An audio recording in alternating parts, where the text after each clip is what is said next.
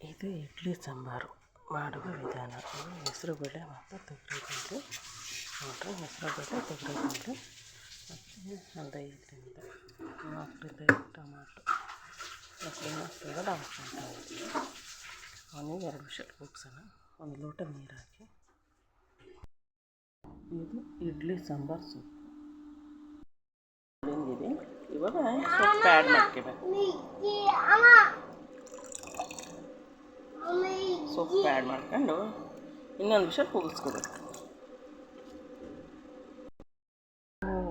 1 ಸ್ಪೂನಷ್ಟು ಖಾರದ ಪುಡಿ ಮತ್ತು ಸ್ವಲ್ಪ ಕಾಯಿ ತುರಿ.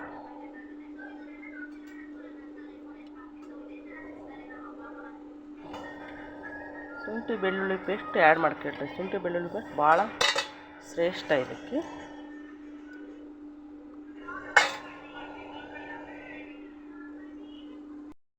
ಸ್ಪೂನಷ್ಟು ಜೀರಿಗೆ. ಇದನ್ನು ಗ್ರೈಂಡ್ ಮಾಡ್ಕೊಳ್ಳಿ. ಕುಕ್ಕರ್ ಆರಿದೆ. ಈಗ ಅದರಲ್ಲಿ ಟೊಮಾಟೊ ಹಣ್ಣು ಬೇಯಕ್ಕೆ ಹಾಕಿದ್ದೀರ. ಸೊಪ್ಪು ಹಾಕಿದ್ದೀರ ನೋಡ್ರಿ, ಈ ಥರ ಬಂದು ಬೇಳೆ ಎಲ್ಲ ಚೆನ್ನಾಗಿ ಬೆಂದಿದೆ.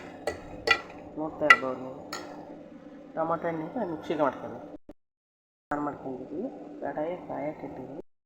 ಒಂದಷ್ಟು ಎಣ್ಣೆ ಹಾಕೋಬೇಕು.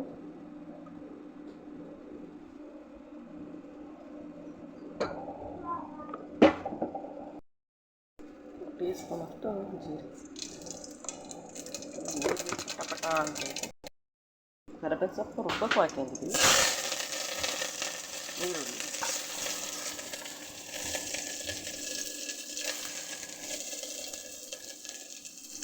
ಒಂದು ಬಣ್ಣ ಬರೋವರೆಗೂ ಮಾಡಬೇಕು.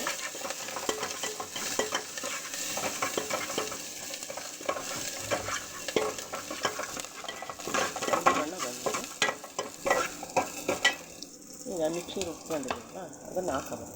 ಇದಕ್ಕೆ ಕರಿಬೇವು ಸೊಪ್ಪು ಹಾಕಿದ್ದೀವಿ. ಕರಿಬೇವು ಸೊಪ್ಪು ಆ್ಯಡ್ ಮಾಡ್ಕೊಂಡ್ರೆ ಮಕ್ಕಳು ತಿನ್ನಕ್ಕೆ ತೆಗೆದಾಕ್ತಾರಲ್ಲ, ಅದು ಹೆಲ್ತಿಗೆ ಒಳ್ಳೆಯದು ಕಣ್ಣಿಗೆ. ಅದಕ್ಕೋಸ್ಕರ ಕರಿಬೇವು ಸೊಪ್ಪು ರುಬ್ಬಕ್ಕೆ ಹಾಕೊಂಡಿದ್ದೀವಿ. ಹಾಕ್ಬೋದು, ಇಲ್ಲ ಸ್ಕಿಪ್ ಮಾಡ್ಬೋದು. ಸ್ವಲ್ಪ ಸಣ್ಣದು ಹಾಕ್ಬೇಕು.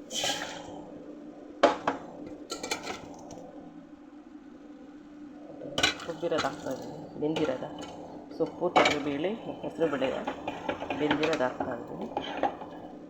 ಲಾಸ್ಟಿಗೆ ಒಂದು ಸ್ವಲ್ಪ ಉಪ್ಪು ಹಾಕಬೇಕು. ರುಚಿಗೆ ತಕ್ಕಷ್ಟು ಉಪ್ಪು.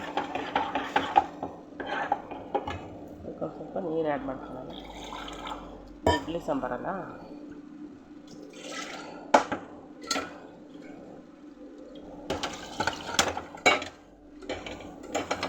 ಇಷ್ಟೇ ನೋಡಿರಿ, ಇಡ್ಲಿ ಸಾಂಬಾರು ಆಯಿತು. ಅಡುಗೆ ಚಾನಲ್ ಪ್ಲೀಸ್ ಲೈಕ್ ಕೊಡಿರಿ, ಶೇರ್ ಮಾಡಿರಿ, ಫ್ಯಾಮಿಲಿ ಫ್ರೆಂಡ್ ಮತ್ತು ಶೇರ್ ಮಾಡಿರಿ ಪ್ಲೀಸ್.